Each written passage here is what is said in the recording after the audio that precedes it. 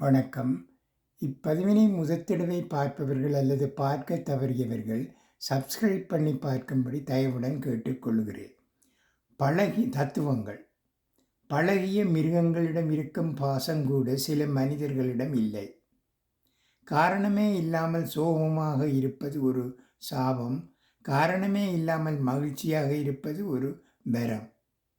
திருக்குறளை வாழுறதுக்காக படித்தவர்களை விட 2 புள்ளி வாங்குவதற்காக படித்தவர்கள்தான் அதிகம்.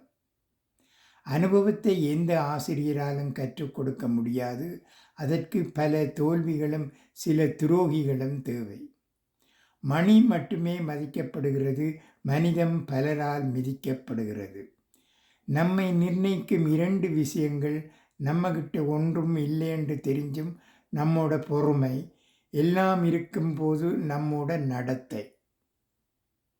நன்றி, வணக்கம்.